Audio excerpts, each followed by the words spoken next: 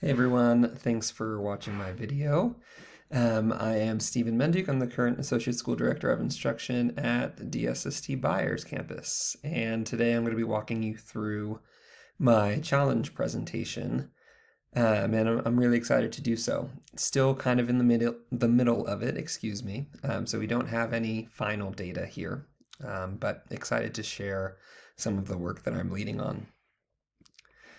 Here is our challenge. At the end of trimester one, we pulled this data just a few weeks prior to the end. I believe it was the first week of November.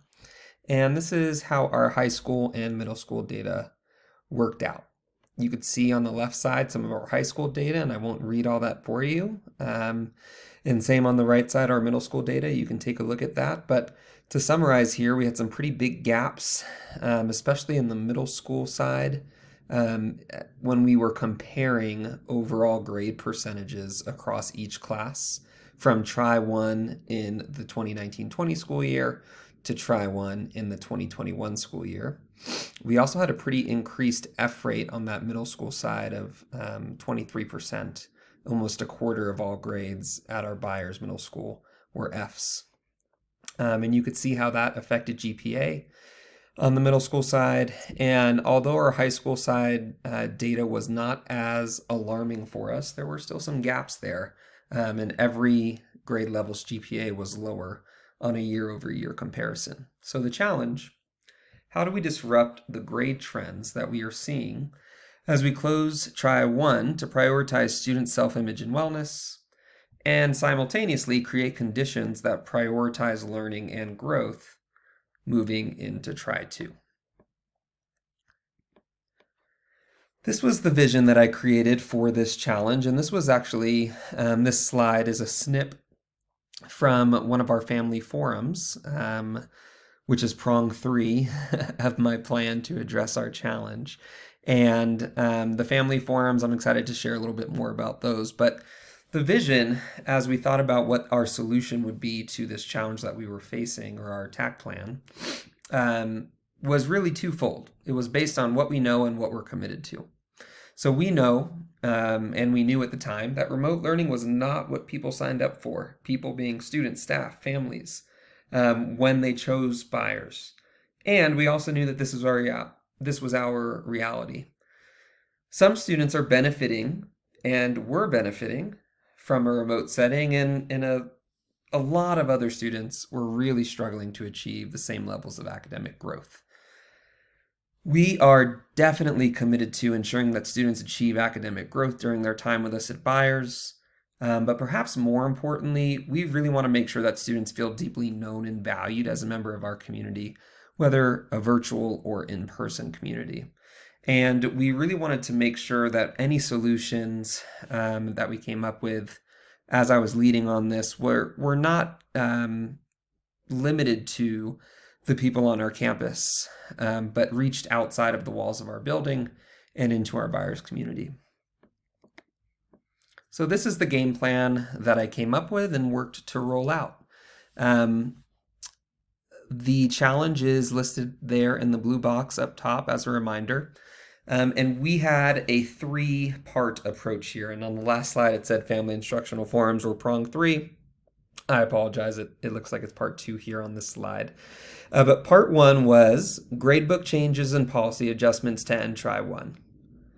And that answered that first piece of the question for our challenge. Part 2 were our family instructional forums, and that really answered both parts of our challenge question above in the blue box. And then part 3 was our 6-week instructional push via means of participation, specifically for students. And that really is focused on the second half of the challenge question above. As I create this video today, we are moving into our first full week of the 6-week instructional push. So we won't have a ton of data to share here, but we already do have some exciting data and some exciting feedback on this 6-week push. First, let's talk about part 1. For our gradebook changes and policies, on the right side here, I just took a snip from the memo because I thought it could be interesting and somewhat powerful to see how some of these things were communicated to our staff. As a reminder, this part of the plan was really addressing that question on the left: how do we disrupt the grade trends that we are seeing as we close Try 1 to prioritize student self-image and wellness? And a couple key takeaways from this slide: we wanted to give students another opportunity to show their most current level of mastery. And these shifts that are outlined here on the right side in this burnt orange, I guess, box, they were driven through one-on-one coaching. So for me, what this meant was I did a lot of legwork on the front end to make sure that our coaches were ready to lead on this initiative, which was a pretty major initiative to execute in a matter of just about 15 days as we wrapped up our first trimester. You could see there's some exciting data down there on the bottom. We saw a huge drop in our F rate in the middle school over that 15-day period through this first part of my plan here. Our middle school F rate dropped from 23% to 14%. Our high school F rate dropped below our 10% threshold that we shoot for in a given year. And we had 24 classes meet or exceed the average grade percentage as compared to the prior year, the 1920 Try 1. So every single class in overall average compared year over year grew in this 15 or so day period. So it was an exciting time, and our staff was really proud of the work done here. Our second part is the family instructional forums, and these are bi-weekly, and we just did our last one last week. The first two have been really successful. On November 17th, I held our first one. We had maybe about 12 families. And on December 1st, this past week, I held our second one, and our attendance tripled. We had just about 30 families in that second forum, which was really great to see, and families were excited to see more families in that forum. Basically here, in these family forums, we've had some opportunities for family perspective sharing. You could see Kate Redden, who's a fantastic parent on our campus of an 8th and 10th grade student, had an opportunity to share out at our first ever family forum answers to those 4 questions here on the bottom right side of your screen. We also do a pretty transparent data dive where we looked at some stoplight data at our most recent meeting. We've looked at GPA data and trends. We've looked at grade distribution gaps and trends. So it's a very transparent meeting for our families. And of course, there's a pretty robust Q&A session that I know families really appreciate. And we've received a ton of positive feedback on this outreach that we are committed to. The second part of this family instructional forums, which is really our community outreach goal, is this monthly instructional survey that I send out. We just had our first one sent for the month of November, and we got that feedback back. You could see on the bottom here, there's this chart with green and yellow and red kind of flags. And you could see that the biggest concern right now for families is that the workload is just not manageable for students. And again, this was at the end of Try 1.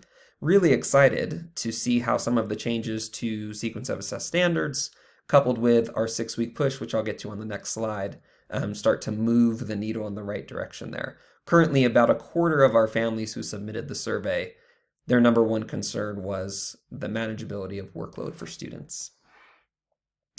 And that moves us to the last part of the plan to address our challenge here.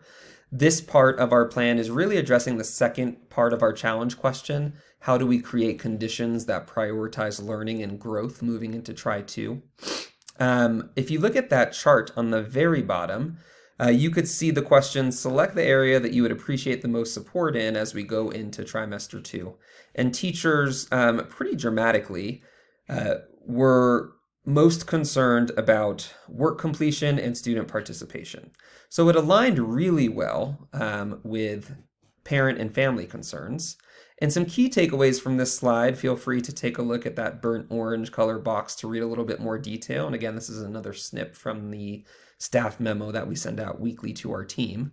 But some key takeaways: teachers wanted support in increasing student participation. The 6-week push that I developed and rolled out just last week is a 6-week push towards means of participation via discussion and writing. here are some learnings and takeaways from this process. I think the data, while incomplete, preliminary data looks strong. We ended trimester 1 with vastly improved data. And more importantly, students and families self-reported feeling a lot more supported and a lot more confident moving into trimester 2. We did pull our first set of data for the 6-week push as we wrapped up this last week. And our F rate is below 10% currently in middle school and high school, which while early is still very promising. And equally as exciting, if not more exciting, our grade distribution has minimal gaps of less than 8% across all classes, grades 6 through 12.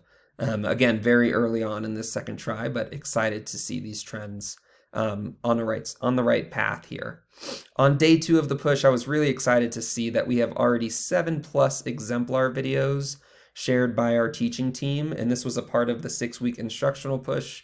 We're creating a peer observation bank for teachers to drop their strategies as they implement them from our 6-week push. And it was really exciting to see so many videos already posted 48 hours after the rollout. For the team, you could see some of the feedback that our leadership team has received on our 6-week push and on the implementation of all 3 parts, really, of this challenge attack that we are implementing here at Byers. And the feedback is largely positive. There's a note in there about, I think it's the 5th bullet point, about concerns of sustainability for our teaching team. And I think that is a valid concern. And now it's on me and the rest of our leadership team to figure out a way to help clear the path, if you will, to allow our team to execute really with a ton of fidelity on this 6-week push. And the last box here on the right, my own development. I think this process has been really rewarding in some spaces and also really challenging. You could see the areas where I've reflected that this felt really rewarding. I think the biggest one there, or the biggest 2, are probably getting a chance to connect really well with our community. Has been really life-giving for me and I think has really helped our community to feel seen and heard and valued. And secondly, it's been great to be able to build capacity through delegating for the team that I lead, our instructional leadership team, and to see our team really shine when given the opportunities to lead out front of our staff. And that's been really, really rewarding. The challenging pieces for me are listed there. I think being in the arena is always challenging. And Dr. Griffin talked about this in our last advanced leader cohort.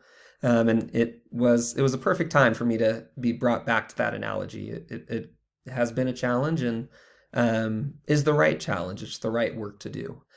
The elephant analogy here is from a video that Teresa Loth shared with us. Actually, I think it was Ian McIntyre leading a piece of our ALC. But the elephant being the emotions of any given person. And for me, I think I do a really good job of leading through logic and making a really clear path towards goals.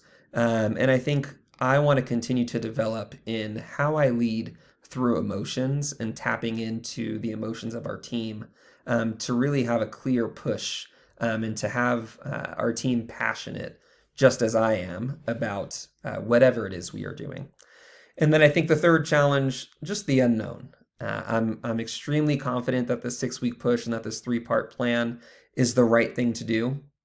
And at the same time, who really knows in a space where there's just been so much new this year and where we are really all just really doing our best to figure this out. So that will remain a challenge, but really excited to see how the 6-week push goes, to continue with our family forums, and to be in a place as we wrap up this try where we won't need to make gradebook adjustments and we won't need to take another look at that data, but where we will feel really confident about the opportunities that we've given our students and our families throughout this trimester.